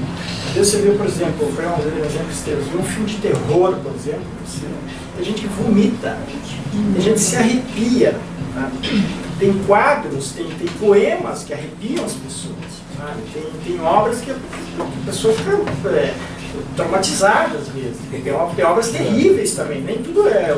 Porque a função da obra de arte não é só causar o belo, como se acreditava até na Idade Média, mas é causar reações ou reações estéticas, sensações estéticas e emoções estéticas, que eu acho que é o que converge mais aqui com uma ciência do sentido. Então, o fenômeno poético, que eu encontrei isso a primeira vez nos estudos do brasileiro, inclusive, o nosso querido Domício Proença Filho, né? Ele fala do fenômeno poético, que é isso que o artista tem que colocar na obra, seja qual for a linguagem. Se o cara é músico, se ele faz teatro, mas tem que ter aquele elemento que vai causar uma emoção no espectador. E quando eu entendi isso, eu vi que eu não precisava ficar só na coisa do texto. Né? E aqui a gente está falando de poesia visual, né, principalmente, né, do meu trabalho. Eu sou um autor de prosa, eu escrevo crônicas, escrevo contos, escrevo haikai. Eu tenho um livro de haikais, escrevo as formas fixas, né? Mas eu faço também a poesia visual, porque ela foi a linguagem de encontro do trabalho escrito com o trabalho imagético. Então, como eu já tinha uma certa habilidade para o desenho, mas se vocês olharem, não tem aqui aquela coisa da mimes ou da habilidade do desenho. São trabalhos simples que qualquer pessoa poderia fazer. Inclusive o Juan Rossat não desenhava, ele não era desenhista. Ele era um cara que tinha as ideias ali, ele pagava um desenhista para fazer para ele. Pagava um cara lá, inclusive eu tinha brigas com o desenhista, porque o desenhista pegava a ideia dele, podia lá trazer o layout, fazia tudo enfeitado, tudo bonitinho para mostrar que ele era um bom desenhista. O Rossat dizia para ele, pô, cara, eu não quero nada disso, eu quero ser simples como eu pensei o trabalho, né? Também tem essa anestesia, né? Mas o que eu queria lhe perguntar é o seguinte, hoje em dia se usa muito a projeção de imagens, muitas vezes combinada com música, etc. Isso também pode ser uma forma de fazer poesia? O que você está falando é o que hoje está se chamando de... Tem dois conceitos aí que estão sendo trabalhados. O primeiro é de hibridismo de linguagens. É o que a gente viu naqueles vídeos da poesia sonora, né? Você tem o poema na performance, né? Um ator ele vai trabalhar um poema. Você tem a poesia no cinema, que é uma videopoesia, né? Você tem a poesia nas artes plásticas, tem pintores, eles vão trabalhar com letras. O Eric aqui é um... Os grafiteiros estão cheios, né, Pedro?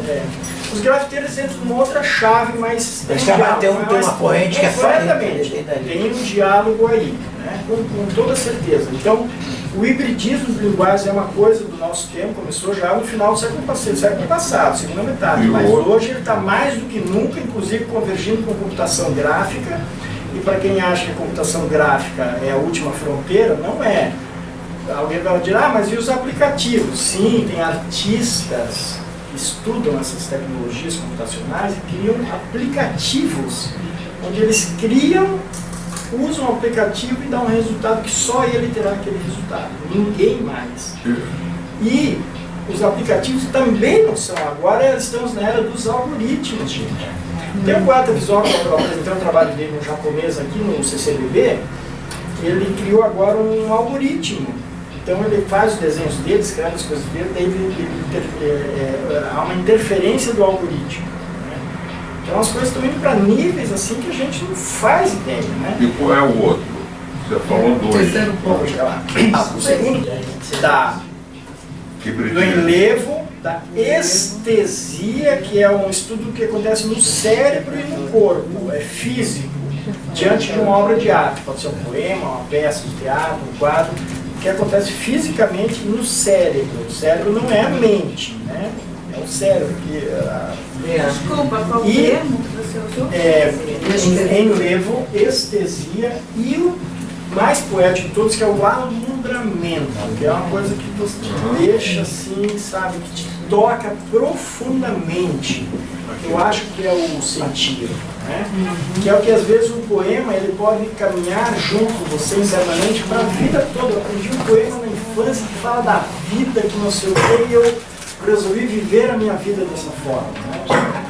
Então o alumbramento, ele lembra um pouco um deslumbramento, uma coisa, um maravilhamento, é um negócio maior, entendeu? Que atinge a alma, o espírito. Iluminação também. Bom, por aí. Você falou do hibridismo, depois pode falar... Sim, aí terminando essas três chaves aí que compõem essas preocupações que eu tenho antes de criar um trabalho, aí, porque eu primeiro tenho um tema, abordagem, depois que eu vou escolher a forma, o suporte, né?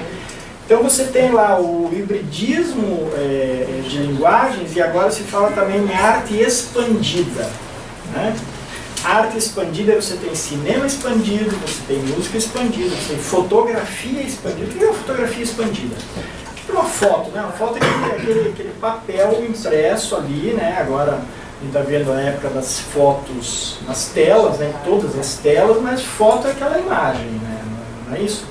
Mas quando, por exemplo, um artista plástico faz uma exposição, uma instalação com fotos impressas em materiais diferentes, fotos misturadas com fotos projetadas, ou uma instalação de telas que vão mudando as fotos, A fotografia ela sai do seu espaço original, que é um papel impresso ou de uma tela, e vai para um espaço que antes era habitado principalmente por obras das chamadas artes plásticas. Então ela expandiu o seu campo, né? E assim é com o teatro, assim é com todas as linguagens. Então se fala em poesia expandida, quando ela sai do seu lugar. O concretismo, a poesia visual já é um tipo de poesia expandida, porque ela já saiu do seu lugar normal, né? É quando ela se mistura, não só o hibridismo, é quando se mistura uma linguagem com outra. A arte expandida é quando ela se mistura com outras coisas que não são... Convergência de plataforma. Também de plataforma, de suportes, de meios de exibição, né? Então, esses dois conceitos estão muito presentes na arte de uma forma geral, né? Sensacional. Não, eu acho legal porque, assim, eu acho que aqui enriquece, né? Igual, por exemplo, essa sua poesia ali dos passarinhos. Né? Eu, por exemplo, não sou capaz de lê-la racionalmente, né? Mas eu fico nessa sensação primeira da beleza, né? Dessa evocação do sensorial, né? Mas aí, Rubermária, tem uma questão que é o seguinte: a poesia até a geração de 45, que é onde os concretistas procuram romper com isso, e os poetas visuais não falam, queremos romper, eu não falo nada, porque não tem um manifesto, mas você vê que a obra já caminha para a obra do autor. Ela tem uma questão trabalhada em poesia visual que é muito legal isso. Os concretistas também falaram nisso. Você não tem que criar uma obra, no caso um poema, né, um poema concreto, um poema visual, com a pretensão de que 2 mais 2 tem que ser igual a 4 e que o leitor, quando entrar em contato com esse texto, que ele vai olhar aqui e vai dizer 2 mais 2 é igual a 4. Sim. Não! Não tem que, pode dar 5, pode dar 3, pode dar um peixe. Não pode não sobrar nada. Pode ser o que você quiser. Mas assim, eu estou aqui caricaturizando um pouco, mas é um pouco assim, ó. Baudrillard escreveu um pouco sobre isso, Fenollosa também, que é o seguinte: no caso aqui, poesia visual, poema concreto, você não precisa ter este exato entendimento, não tem que ser esta mensagem, tem que cravar a informação, sabe? Se eu digo assim, essa parede é branca, vocês vão entender que essa parede é branca, e não tem outro entendimento, é isso, ponto final, entendeu? Agora na poesia visual não, quanto mais, são duas coisas, você lida com chama níveis de fabulação, são mensagens dentro da mensagem, e aí você encontra outra mensagem, níveis cada vez mais profundos. Né, que você falou, né? Tem umas matrioscas, por exemplo, a camada da casca de cebola. Eu prefiro o sonho dentro do sonho, dentro do sonho, dentro do sonho, que o Jorge Luiz Borges trabalhava. Cadê o labirinto aqui? Labirinto. Eu sou apaixonado por labirintos, eu tenho uma série de pinturas, trabalhos com labirintos, e eu encontrei um autor que também trabalhou, só que ele trabalhou textualmente com labirintos, que é o Jorge Luiz Borges, né? Então este poema, por exemplo, aqui, ó, que eu acho que vocês viram aqui já, vocês viram esse labirinto aí na tela? É um labirinto que é um labirinto, então já é por si só uma coisa que eu faço, que eu gosto do tema, mas é também uma homenagem a Jorge Luiz Borges, que é o cara dos labirintos.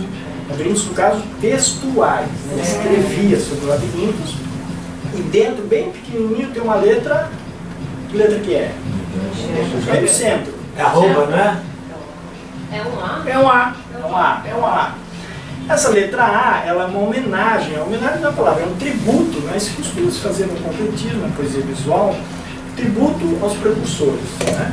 No caso, ao Juan Rossat, que é considerado por muitos um pai da poesia visual. Então, muitos poetas visuais contemporâneos fazem pelo menos um trabalho que é uma letra A, em homenagem a este A maiúsculo arial que o Juan Rossat usava nos seus trabalhos iniciais.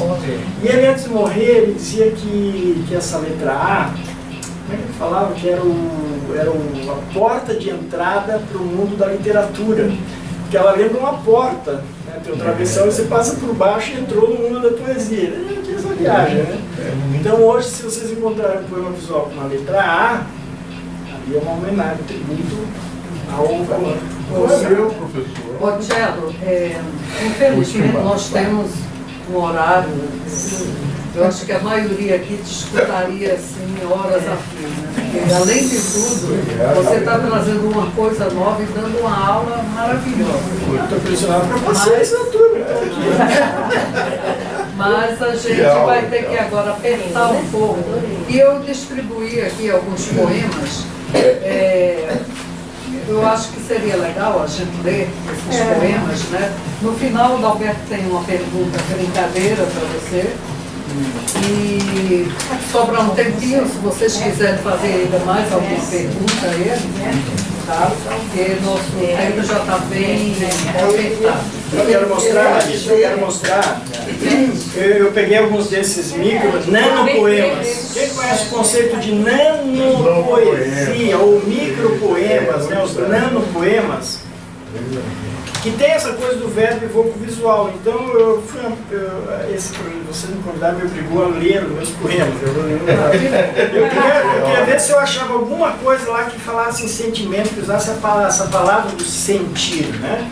Que o sentimento, embora ele seja uma premissa da arte, tem que sentir alguma coisa, tem que ter uma reação estética diante de algo, mas nos poemas mesmo, hoje é quase considerado brega você falar a palavra sentimento. É uma coisa tão... Mas eu achei alguns ali... Não é só no poema, não. Por exemplo, ó, bem grandinho assim, ó, esse daqui, né?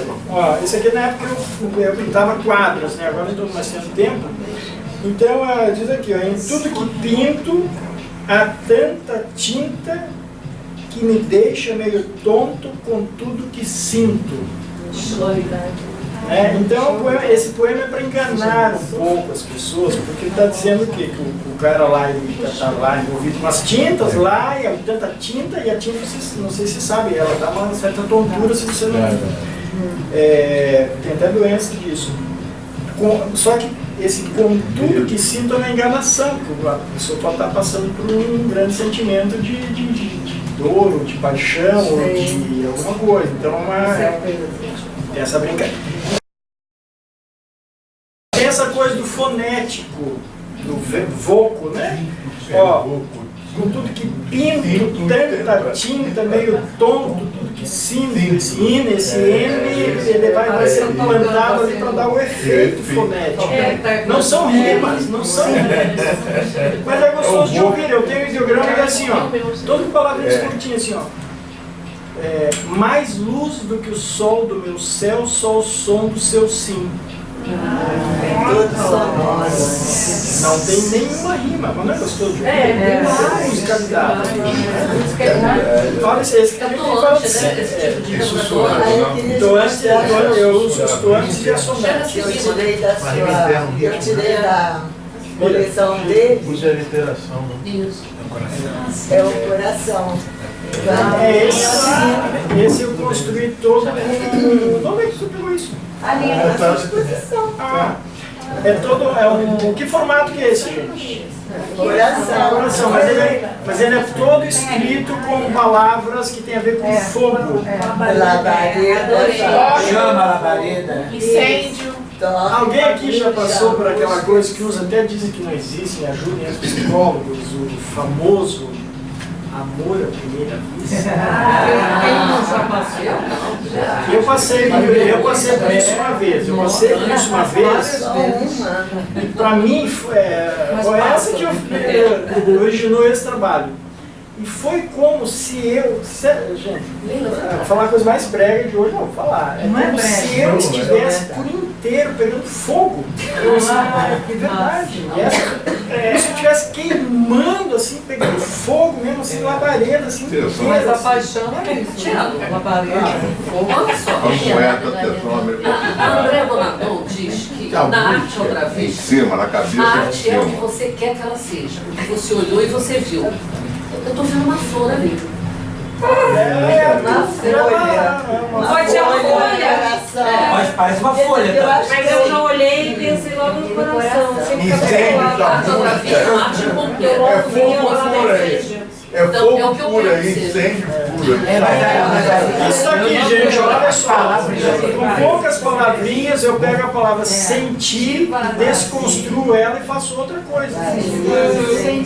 E esse ti aqui no Rio não se usa, mas lá no Sul se usa muito, você sabe disso. Esse ti, que é você, a outra pessoa, né? Lá se usa muito o tu e também o ti. Aqui usa mais o tu e o ti, né? Foi a melhor coisa que eu Então eu fiz. me aproprio de uma coisa lá de onde eu nasci, que se usa muito esse ti. O que está dizendo aqui? Que a pessoa talvez foi embora e eu me deu um vazio, né? Eu senti um vazio. Tem um outro que eu faço o estelismo, mas mudando o sentido, que é partes de mim separtem-se partes de mim. É o mesmo verso, mas muda o sentido, entendeu? Ah, é pequenininho, mas aquela hora tem 3 meses para chegar E aí, Beatriz, esse aqui diz assim, ó, que tem muito a ver com esses poemas curtos. Né? Olha a metalinguagem aqui, ó. Curto, poema curto. Ó, no sentido. Só sinto ser tão sucinto. Show de bola. Então tem essa coisa do sentir aqui, né? Não, gente, isso que não são grandes trabalhos, mas estava lá porque tem a ver com o sentido eu trouxe, né? Se vivo sentindo contudo sentindo convivo. Às vezes não é difícil conviver com certas pessoas, mas tem que... E finalmente esse aqui que eu ouvo, eu penso, o que ele estava querendo dizer quando escrevi isso? Quarto crescente, luar de absinto. Parece que sente, carece o que sinto. Se alguém já sentiu a solidão ou solitude, que é diferente, né? E eu recomendo que quem é poeta ou é candidato leia, né, Cartas a um Jovem Poeta, do Rainer Maria Rilke, que ele fala da diferença de solidão e solitude e do quanto é importante que o poeta, né, o autor, o criador, o artista, tenha a solitude para poder criar, para poder mergulhar no mundo. Né? Então são alguns que eu Fez o desenho de casa bonitinho, hein? Eu queria te fazer uma pergunta que eu fiquei curioso, já fiz essa pergunta mais pessoalmente para você. Assim, você falou que o seu processo de criação, você faz um guardanapo, depois você pega um papel bonitinho em casa e faz todo esse trabalho à mão como um desenhista.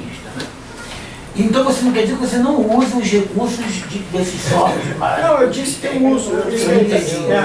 Você põe no computador e trabalha, é isso? Não, a etapa final é fazer o layout, como você está vendo ali, no computador mesmo. Mas eu não faço usando o recurso para enfeitar o trabalho. Eu deixo eles o mais simples possível, como vocês estão vendo aí, né? E finalmente, gente, dizer que vocês viram os livros circulando aí, são publicações internacionais onde meu trabalho circula. Né? O que me dá uma grande alegria, mas eu falo uma coisa para vocês com muita sinceridade, né? Porque olha ali, ó. Em terra de egos, quem vê o outro é rei. Tem um trabalho sobre o ego ali, você viu, né? O círculo com a palavra ego repetida em um meio grande e vazio, né? Essas coisas nos dão alegria, mas eu tomo muito cuidado porque a arte ela é um risco também. A gente conhece artistas que são ególatras. Eu acho que a arte é um caminho para o seu desenvolvimento pessoal, né? E desenvolvimento pessoal não existe sem a coisa da humildade, né, da gente. E quando eu vejo um trabalho meu publicado lá fora, já participou de mais de 15 exposições e várias publicações. Eu trouxe as mais recentes aqui, uma da França, uma da Hungria, a outra é o acadêmico ali que foi publicado para mostrar um trabalho acadêmico, e o que chegou ontem à noite, que no final, se vocês me permitirem, depois de terminar, a gente fazer uma foto todo mundo junto com esse livro, chegou ontem à noite, que é esse aqui, Marcelo, que é publicado em Nova York. E é 200 artistas no mundo e tem um brasileiro ali. Então, quando eu digo essa questão do ego, é assim, claro que eu fico, qual artista mas eu fico realizado de saber que eu estou contribuindo de alguma forma. É alguém do Brasil que está ali. Mas existe aquele que você tem que se valorizar e se gostar e admirar o que você faz. O ego que se refere aí é aquele ego que só olha assim. Destruidor, né? Destruidor, diferente. E isso é um pouco um paralelo. Eu tenho feito um trabalho voluntário, nunca remunerado, sempre assim de doação, de disseminar a poesia visual, né? Então eu dou palestras em escolas, hoje estou aqui, né? Eu tenho uma oficina de poesia visual, né? Inclusive aqui no Rio o pessoal da PES já organizou o Jorge Ventura lá, já organizaram uma. Eu tenho as curadorias que eu faço, eu organizo exposições, trago trabalhos de vários países. Bom, aqui no Rio a gente fez algumas, fizemos no CCBB também. E no paralelo de tudo, eu vou em universidades também, faço trabalhos com os cursos de letras, né? E faço eu tenho um trabalho assim de lidar com as editoras, né? De livros didáticos, porque eu acho que tem que ter poesia visual, poesia concreta, poesia experimental, poesia sonora, que o Asmin fala, tem que ser informado ao estudante que existe isso. Porque no Brasil já se fez muita coisa, tem que ser no mínimo informado. Não estou dizendo que tem que ser o meu trabalho, mas acho que tem que ter. E recentemente, até pela comunicação mesmo, eu já consegui colocar trabalhos de poesia visual em 11 ou 12 editoras já. Então o meu trabalho está sendo estudado. A mais recente agora foi a revista Nova Escola, que é da educação. Eles têm agora uma parceria com o Google e acabaram de botar 1000 planos de aula online para que qualquer professor entre lá, se aproprie e adapte, né, a sua realidade ali. E a minha contribuição foi a poesia visual mesmo. Então, eu tenho assim essa militância, não é a melhor palavra, mas uma dedicação a fazer com que a poesia visual, de modo geral, seja mais conhecida. Tchela, deixa eu te dizer uma coisa. Você é uma das pessoas mais simples que eu já conheci. É simples e é humilde, tá? Porque ele trata todo mundo gente, né? E quando a gente conhece ele bem, a gente vê que ele é muito inteligente. É muito, e é também muito criativo, sabe? Então, eu queria te dizer isso, né? E dizer também o seguinte, que as pessoas mais simples são as pessoas mais sábias. Não é? Quando a gente fala demais e não consegue dizer nada, né? Às vezes a gente só aproveita um pouquinho, né? É porque essa pessoa não tem sabedoria. E uma pessoa que consegue condensar e falar numa linguagem que todo mundo entende, seja intelectual, seja a pessoa mais simples, é porque essa pessoa conseguiu traduzir o que vai no coração dela. E são pessoas assim muito especiais. E eu quero te parabenizar por isso. Agora vamos ler esses poemas. Eu achei lindo. Já vou começar. Ele vai ouvir a história dele literária. Agora te prepara aí, cara. Vai ouvir agora. Não, vamos ler esse. Sumi semi-nu numa duna, dona. Isso é nós nus, 2 pontos. 1 mais 1 igual a 1. A terceira era hora do amor, ora era eros, ora era com H. Na ida a vinha, a ira ainda havia na vinha. Ria na via a ira, no vinho, poesia e vinha. Sossego, só Cecílio, desígnios de signo sossego. Minha, pátria minha, grande e bela, verde perto e amar ela. Beleza aberta se abrisse as cabeças e coubesse que a cobiça acabasse. A alma geme ao ver a alma geme. O pano cupido, bem feito. É certo que acerta, só acerta quem aceita essa seita no centro do peito. Some ou some, sina de luz, me elucida. A lucidez me elucida. Universos paralelos. 2 pontos. Universos para eles. Indecente ainda sente essa ninfa, essa peca, essa fada. Inocente e não sente. No amor haja gás e ânimo. A orgia se gasta num momento. Na cama, a calma. Confusão de corpo e alma. Meu canho, escrevi. É aquele, não é aquele não? Aqui, ó, tá, é esse aqui, ó. Peraí. A cidade assassina, ácida de si, decide e assassina. Urgia te amar, mal me quer, mas bem me tem em orgia de amor. Preciso do que tem de precioso. Amaria quem diria que um dia me amaria. A danada da amada, uma dona que me dana, uma dama que me doma, nada muda essa madame. Me dá medo se me ama. Ânsia em si, seu cio ensina-me o ciúme. Silêncio. Ao te ver, se lê, cio, lascívia. Ao te ver, lascívia. Meu fôlego, teu fogo, expira. Verte meu peito ao verte. Verte meu peito ao verte. Indecente, tua lava, me leva, me love, incandescente. Sem pressa de devagar e sem pressa. Devagar, né? Como ela falou, não é devagar. Ah, devagar. Uma brincadeira. Vai, outro. Arte.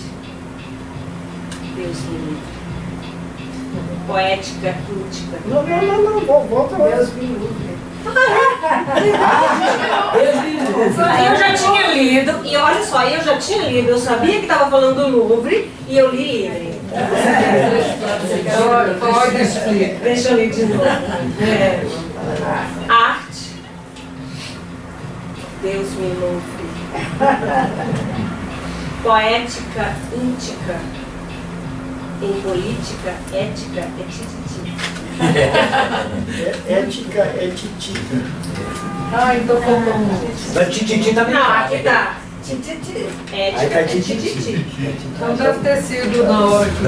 As caixas Eu tô achando que tititi tá mais correto ainda. É, mas o titica fica, o K fica mais. A ética também é uma palavra. Eu vou ler do livro. Olha, vai direto à fonte. Acaso, cedo ou tarde, cedo e caso, em suma, me assuma ou suma. Flerte ou caso, acuso o acaso. Cada caso é um caos. Me empresta aqui um pouquinho, antes de passar para o Alexandre. Esse livro aqui foi um projeto lá da gente, lá de Buenos Aires, que o pessoal do Belo Horizonte publicaram. Aí tem um texto meu aqui, é só de nanopoemas, né? E tem um que eu publiquei aqui e duas pessoas já vieram reclamar comigo. Olha, fizeram a revisão, botaram lá botaram errado o negócio lá, dá uma corrigida lá, entra em contato com a editora, não sei o quê. E aí eu, para eu dizer que não era bem isso, eu quero que é o seguinte. Ele diz assim, bom, não preciso ler aqui, ele diz assim, é a palavra que tem a ver com cana de açúcar, né, chupacana, né, que é a expressão, né, assoviar e... Aí as pessoas vieram reclamar que essa palavra estava escrito errado, porque apareceu cona. Então o poema fala assim, fio, bela dona, dois pontos, assoviar e chupar cona. Eles não conhecem o poema argentino. Mas os televisores argentinos são péssimos. Mas existe essa palavra. Pois é, isso que ele está falando. Cona é uma palavra do português, só que é uma palavra erudita, ela não é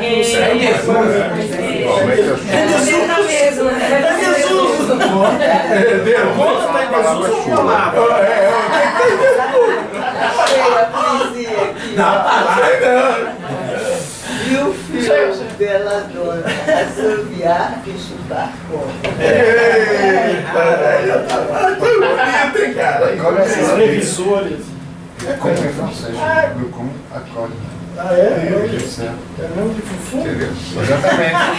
Exatamente. Do poema rimas, do amor rimos, da vida rumos. Ri, mas são rimas minhas, estrelinhas nas entrelinhas. Posso ficar? É eu. Posso ficar? Tá legal. Agora tem uma coisa assim, não sei se brinca também com a palavra, às vezes pode sair em inglês ou não, mas aí vocês vão entender por quê. Todos nós somos uns. Aí vem que nós... Tem uma brincadeira, sim. Eu pego a palavra humus, que todos nós... Em tese, viemos do barro, né, de acordo com algumas mitologias e teogonias, né? Somos adâmicos, porque viemos do barro, humus. Então todos nós somos tem essa brincadeira, todos nós somos, cada um temos a nossa individualidade, mas nós somos uma unidade, somos como se fosse é isso. Explicar foi horrível, mas tem uma questão gráfica ali. Então tem a coisa do tem a coisa do humus, que todos viemos dessa coisa do barro, que, né, no fundo nós somos mesmo poeira da estrela, não é isso? E finalmente, eu desconstruo a palavra humus, eu pego esse us, coloco embaixo, então você tem a palavra us, que novamente é nós, em inglês, né? É o tipo de poema que falando, quer dizer, declamando não tem o mesmo efeito. Não. De certo modo, ele mesmo sendo verso, ele ainda é um poema visual. É visual, necessita da visualização. Mas que eu nunca teria feito se não tivesse estudado o conceito de verbo e verbo visual. Vamos lá, aí rapidinho, eu vou terminar o meu, desculpa aí. Na vida as coisas são como são. Olha, eu não recebi papel, aí eu abri aqui na internet. Aí não chegou a você. Não, acabou antes. Não tem vários. Aí eu achei esse aqui. Sou anticonstitucionalissimamente só. Muito bom. Você não pegou também? Não, né? Tá. Está só na coordenação. Eu gostei desse. The book is in the tablet. The book is in the tablet. Não é onda. É tablet. Tablet. É tablet. Some ou some? Esse é o pegamento da palavras polissêmicas. Quer dizer, some ou some quer dizer o quê? Ou você soma na minha vida, você está na prova, ou some aí. Sina de luz me elucida, a lucidez me alucina. Fantástico. E o que eu fiz falando científico, com 4 letras. 4 letras eu fui desconstruindo, vendo as possibilidades.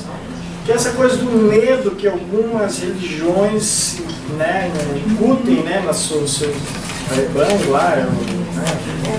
Assim, eu não tenho nenhum preconceito com nenhuma religião, mas assim, tem algumas religiões que fazem isso, né, com o diabo, o capeta, né, o inferno, né? Então isso provoca um temor nas pessoas, né? Então, com 4 letras, a letra M, O, D e E, dome o medo do demo. Tem mais?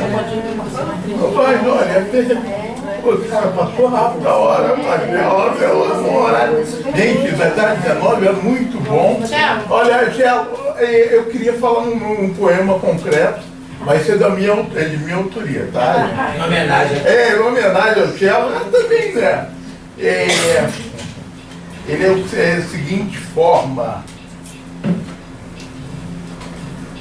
água, areia, cimento e pedra. Mistura-se tudo. Concreto feito para enterrar um filho da puta para todo sempre.